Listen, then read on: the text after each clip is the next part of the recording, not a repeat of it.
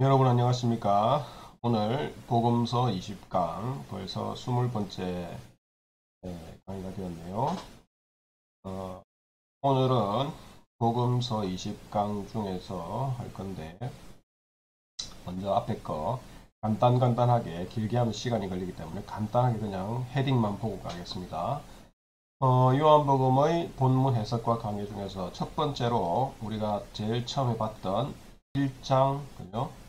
1장 1절부터 51절까지 서론이었죠. 그 중에서 1장 1절 18절까지 이 땅에 오신 예수님, 그 다음에 메시아에 대한 증언, 여러분 머릿속에 이때까지 들었던 거 머릿속에 조금씩 떠올려 보면 되겠죠.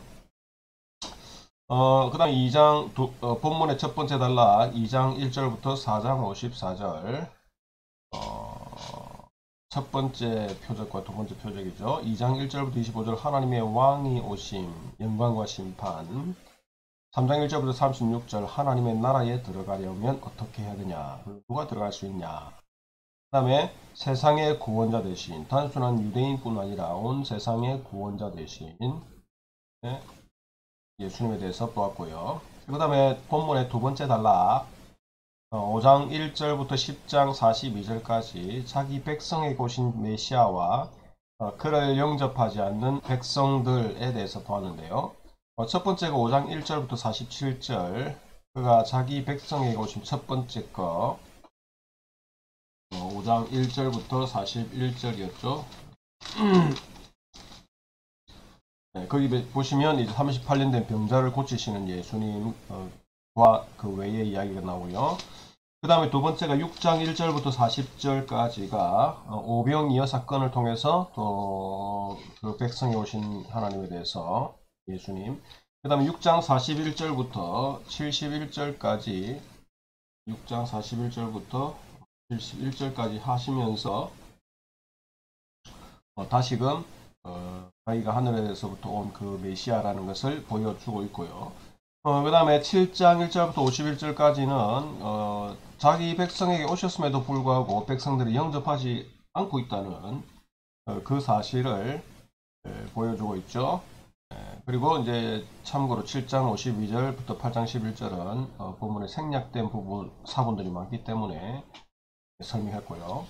그 다음에 8장 12절부터 52절까지는 앞에서 하나님의 자녀들에 대해서, 그죠? 그 백성들에 영접하지 않는 모습에 대해서 이야기하고 나서, 그 다음에 8장 12절 59절에서 하나님의 자녀들은 혈통을 따라 나지 않는다. 그죠? 혈통을 따라 났으면 유대인 모두가 하나님의 자녀였겠죠? 그러나 그렇지 않다. 혈통을 따라 나는 것은 아니다. 그리고 나서 9장 1절부터 41절 소경을 고치는 사건을 통해서 볼 수 있는 자, 그죠? 그리고 보면서도 육체적으로 보면서도 보지 못하는 자. 그래서 결국은 누가 하나님의 자녀냐에 대해서 하나님께로부터 난 자가 자녀라.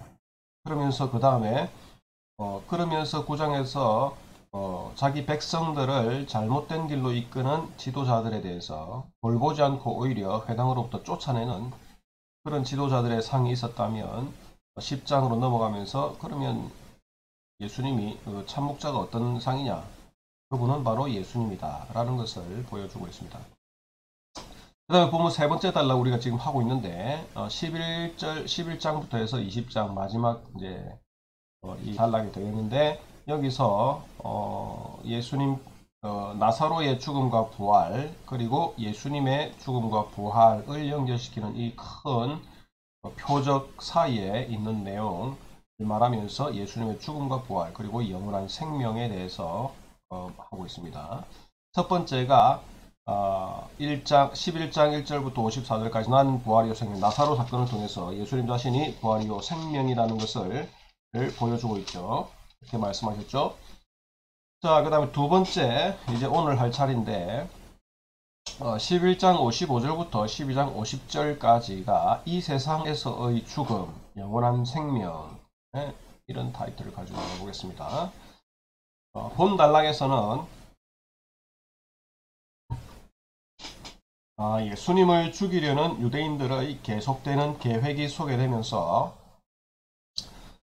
예수님 또한 자신의 죽음을 준비하고 있음을 보여주고 있습니다. 그리고 예수님의 죽음이 성취할 것이 무엇인지를 설명하고 있습니다. 즉 12장에서는 11장에서 예수님이 말씀하신 부활과 생명이 자신의 죽음을 통해서만 실현될 수 있음을 보여주고 있습니다. 자, 그래서 앞에서 우리가 봤듯이 나는 부활이요 생명이니 나를 믿으면 죽어도 살겠고 무릇 살아서 나를 믿는 자는 영원히 죽지 아니하리라는 말씀을 마리아 마르다 그리고 그 유대인들에게 하셨는데, 이제 그와 관련해서 이제 예수님께서 바로 부활과 생명이심을 적극적으로 보여주고 있다는 것입니다. 자신의 죽음을 통해서만이 이 앞에서 말씀하신 그것이 실현될 수 있음을 여기서 보여주고 있는 것입니다. 자, 먼저 11장 55절, 11장 55절부터 21장 11절에서 이 사건의 배경이 유월절이 가까운 때라고 소개하면서 예수님의 죽음과 유월절을 연결시키고 있습니다. 주로 이 사건들이 유월절과 가까운 때 또는 유월절에 일어나는 것은 중요하죠. 그죠? 유월절에 대해서는 앞에서 몇 번이나 이야기했죠. 유대인의 종교 지도자들의 관심은 유월절이 아니라 오직 예수님을 찾아서 잡는 것에 있었다. 사실 종교 지도자들이 유월절에 관심을 가지고 하나님을 예배하고 백성들을 이끌 그런 생각을 해야 되는데, 이 사람들은 56절 57절 보시면 이러죠. 그들이 예수를 찾으며 성전에 서서 서로 말하되 너희 생각에는 어떠하냐, 그가 명절에 오지 아니하겠느냐 하니 이는 대제사장들과 바리새인들이 누구든지 예수 있는 곳을 알거든 신고하여 잡게 하라 명령하였음이로라. 이렇게 말하고 있습니다. 그래서 예수님을 잡아야 되겠다, 그 신념밖에 없죠. 지금 그들은 예수님뿐 아니라 이제 나사로까지 죽이려고 하고 있습니다. 왜 나사로를 죽이려고 할까요? 나사로 죽어야 되죠. 이들의 입장에서는. 그죠?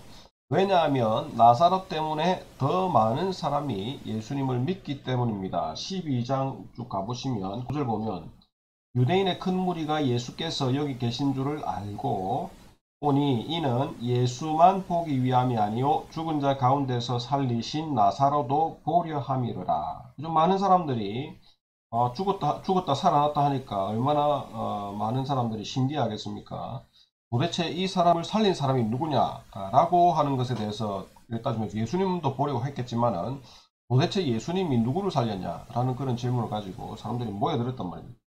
그래서 10절에 보시면 대제사장들이 나사로까지 죽이려고 모이하니 나사로 때문에 많은 유대인이 가서 예수를 믿음이로라. 그죠? 나사로 때문에 그냥 나사로 하나가 그냥 죽고 살아난 그 문제가 아니라 나사로 때문에 와서 이야 이 사람이 정말로 죽었다 살아났구나, 도대체 이 사람 살린 사람이 누구냐, 예수님이냐, 가서 믿자, 이런 식으로 됐겠죠. 그래서 많은 사람들이 동요하고 예수님을 믿으려고 하니까 이 사람들은 예수님을 죽이고 나사로까지 죽여야 되겠다, 그런 마음을 먹었던 것입니다. 참고로 11장 48절을 해놨죠. 그죠? 11장 48절을 보면 만일 그를 이대로 두면 모든 사람이 그를 믿을 것이요 그리고 로마인들이 와서 우리 땅과 민족을 빼앗아가리라 하니. 그죠? 유대인들이 예수님 믿는 것뿐 아니라 동료가 일어나고 이렇게 하니까 또 이제 로마인들이 이제 그 자기가 기득권을 누리고 있던 그것까지 다 뺏어가겠다는 그런 두려움이 생긴 거죠. 그래서 이제 죽이려고 한 거죠. 자, 이런 모습들을 볼 때에 예수님의 죽음이 가까이 다가오는 것을 우리가 알 수 있습니다. 이는 예수님 스스로도 자신의 죽음을 준비하는 것에서 볼 수 있습니다. 사람들도 예수님을 죽이려고 했지만 예수님 스스로도 이제 자기가 죽을 그때가 가까이 오고 있다는 것을 볼 수 있습니다. 12장 3절을 보시면 마리아는 지극히 비싼 향유 곧 순전한 나드 한 근을 가져다가 예수의 발에 붓고 자기 머리털로 그의 발을 닦으니 향유 냄새가 집에 가득하더라. 이렇게 말하고 있습니다. 마리아는 예수님에 대한 사랑의 헌신의 표로서 그렇게 했지만은 이 말은 뭐냐면 마리아는 그것 자체가 자기가 일부러 예수님의 죽음을 준비하기 위해서 그렇게 하지는 않았다는 거죠. 마리아는 단순하게 예수님을 사랑하니까 그리고 헌신하기 위해서 그 그 헌신의 표시로 이렇게 했는데, 그러나 이것은 하나님께서 이 사건을 통해서, 이런 마리아의 행동을 통해서 예수님의 죽음이 가까이 왔다는 것을 보여주고 있는 것입니다. 그래서 이 향유를 뿌리는 것은 예수님은 이를 자신의 장례를 준비하는 것이라 이렇게 말씀을 하고 있습니다. 12장 보시면요. 예수께서 이르시되 그를 가만히 두어 나의 장례할 날을 위하여 그것을 간직하게 하라. 가난한 자들은 항상 너희와 함께 있거니와 나는 항상 있지 아니하리라 하시니라. 그래서 해석하기를 이것은 나를 내 죽음이 가까웠다, 준비하고 있다, 그렇게 말하고 있는 것입니다. 그런데 여기서 보시면 나사로가 죽었을 때에 악취가 난 것, 12장 39절에 있죠. 그죠? 악취가 난 것과는 대조적으로 장례를 준비하는 예수님의 몸에서는 향기가 나서 그 방을 가득 채웠다, 이렇게 기록을 하고 있습니다. 사람의 죽음과 예수님의 죽음, 어쩌면 그 차이를 약간 대조적으로 보여주고 있을 수도 있죠. 그죠? 12장 12절부터 19절은 자신의 죽음을 향해 가고 있는 구원자인 왕의 도착을 알리고 있습니다. 특별히 12절 보시면 그 이튿날에는 명절에 온 큰 무리가 예수께서 예루살렘으로 오신다는 것을 듣고 종려나무 가지를 가지고 맞으러 나가 외치되 호산나 찬송하리로다 주의 이름으로 오시는 이 곧 이스라엘의 왕이시여 하더라. 이렇게 사람들이 외치면서 예수님을 맞이했다는 것입니다. 명절에 예수님이 나귀를 타고 예루살렘으로 갈 때에 사람들이 종려나무를 가지고 호산나 호산나 호산나 찬송하리로다 주의 이름으로 오시는 이 곧 이스라엘의 왕이시여라고 외치는 모습을 그리고 있습니다. 주의 이름으로 오시는 이는 시편 118편 26절을 인용한 것인데 이것은 메시아를 암시하는 표현입니다. 주의 이름으로 오시는 이. 따라서 군중들은 예수님을 메시아 곧 이스라엘의 왕으로 인식하며 환영한 것이라고 볼 수 있는 것입니다. 또한 나귀를 탄 예수님은 그가 공의롭고 구원을 베풀며 겸손한 왕임을 암시하고 있습니다. 스가랴서 9장, 이것도 한번 찾아봐야 되겠죠. 한번 스가랴서 9장 한번 보겠습니다. 이거 중요하니까. 밖에 스가랴죠. 스가랴서 9장 9절부터 13절을 제가 한번 읽어볼게요. 시온에 따라 크게 기뻐할지어다. 예루살렘에 따라 즐거이 부를지어다. 보라, 내 왕이 내게 임하시나니 그는 공의로우시며 구원을 베푸시며 겸손하여서 나귀를 타시나니 나귀의 작은 것 곧 나귀 새끼니라. 내가 에브라임의 병거와 예루살렘의 말을 끊겠고 전쟁하는 활도 끊으리니 그가 이방 사람에게 화평을 전할 것이요 그의 통치는 바다에서 바다까지 이르고 유브라데 강에서 땅끝까지 이르리라. 또 너로 말할진대 내 언약의 피로 말미암아 내가 내 갇힌 자들을 물 없는 구덩이에서 놓았나니 갇혀 있으나 소망을 품은 자들아 너희는 요새로 돌아올지니라. 내가 오늘도 이르노라. 내가 내게 갑절이나 갚을 것이라. 내가 유다를 당긴 활로 삼고 에브라임을 띄운 화살로 삼았으니 시온아 내가 내 자식들을 일으켜 헬라 자식들을 치게 하며 그를 용사의 칼과 같게 하리라. 그래서 9장 9절부터 13절 그죠? 이쪽이죠. 제일 특별히 9절에 좀 뒷부분을 보시면 다시 한번 보면 시온에 따라 크게 기뻐할지어다. 예루살렘에 따라 즐거이 부를지어다. 보라, 내 왕이 내게 입마시나니 그는 공의로우시며 구원을 베푸시며 겸손하여서 나귀를 타시나니 나귀의 작은 것 곧 나귀 새끼니라. 보통 왕 같으면 백마를 타고 오거나 그죠? 아주 뭐 큰 이렇게 말을 타고 올 건데 여기서 다시 오실 그 구원자를 그렇게 묘사하지 않고 나귀를 타고 온다. 그것은 곧 뭡니까? 겸손의 표다. 겸손의 왕. 그렇게 묘사를 하고 있습니다.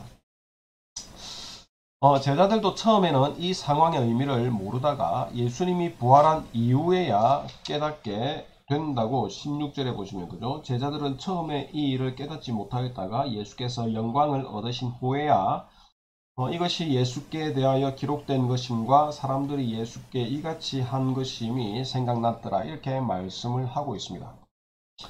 이어서 12장 20절부터 36절에서는 예수님의 죽음을 설명을 하고 있죠.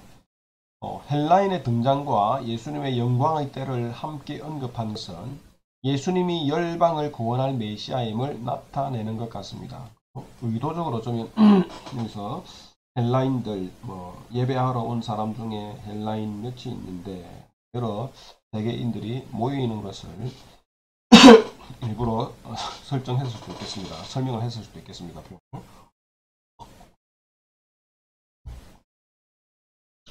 자, 예수님은 자신의 죽음이 한 알의 미랄이 죽어서 많은 열매를 맺는 것과 같다고 하면서 제자들이 따라야 할 모범으로 제시를 하고 있습니다.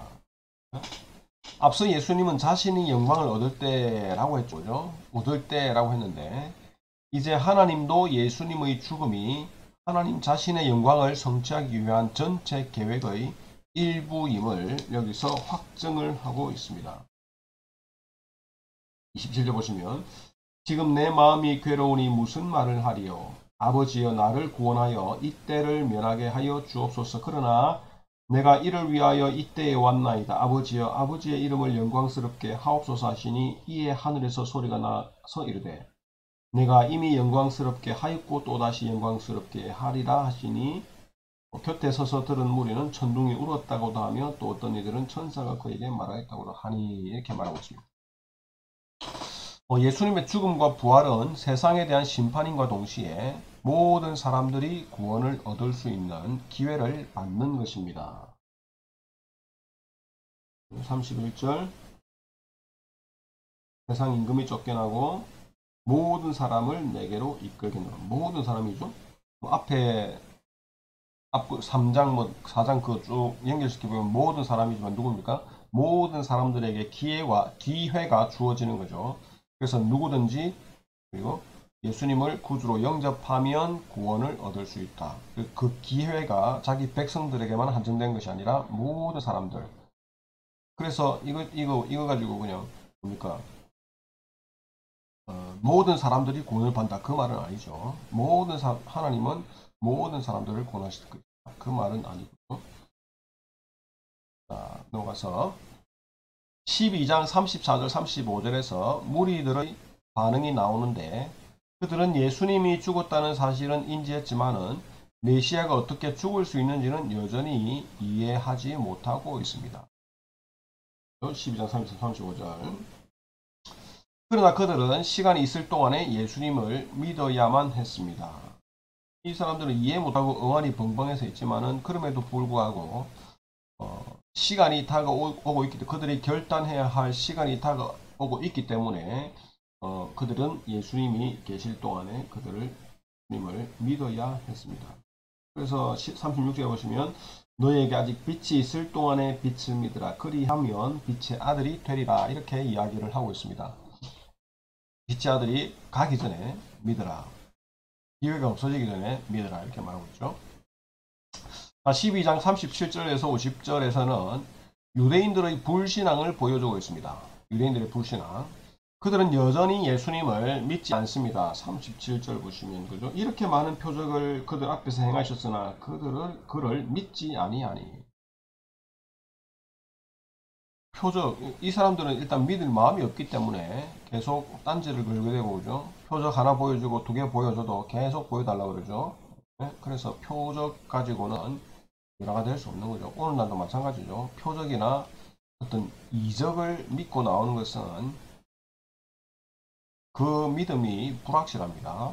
왜냐하면 계속해서 그것만 보고 믿었던 사람들은 그것이 없어지면 그들의 믿음의 기반이 흔들리기 때문에 그래서 그 믿음이 곧 사라질 수 있습니다. 믿음은 예수 그리스도의 말씀 위에서 말씀을 듣고 그죠? 앞에서도 나왔죠. 어떤 사람들은 표적을 보고 말씀을 듣고도 안 믿지만 어떤 사람들은 말씀만 듣고 믿은 사람들도 있었죠. 그게 참 믿음인 거죠. 자, 그래서 그러나 이러한 반응은 이미 예견된 것이었고 하나님의 주권 안에서 이루어진 것이라고 볼 수 있습니다. 왜냐하면 38절에 보면 이는 선지자 이사야의 말씀을 이루라 하십니다. 이르되 주여 우리에게서 들은 바를 누가 믿었으며 주의 팔이 누구에게 나타났나이까 했다. 그들이 능히 믿지 못한 것은 이 때문이니 곧 이사야가 다시 일렀을 때 그들의 눈을 멀게 하시고 그들의 마음을 완고하게 하셨으니 이는 그들로 하여금 눈으로 보고 마음으로 깨닫고 돌이켜 내게 고침을 받지 못하게 하여 하심이라. 이렇게 이사야서의 기록을 인용하여서 그들이 이와 같다 그렇게 말을 하고 있습니다. 예수님이 준 생명에 대한 약속과 심판의 배후에 하나님 아버지가 계셨기 때문에 아직 예수님을 믿지 않는 자들은 속히 예수님을 믿어야 한다고 44절부터 그리고 50절까지 계속해서 이야기를 하고 있습니다. 자, 그렇게 해서 이제 두 번째 본문의 세 번째 단락의 두 번째 11장 55절부터 12장 50절 이 세상에서의 죽음, 영원한 생명에 대해서 살펴보았습니다. 다음 거 하면 길어지니까 여기서 끊고 또 다른 동영상으로 다음 거 13장 1절부터 30절까지 십자가의 중심성에 대해서 설명을 하도록 하겠습니다. 감사합니다.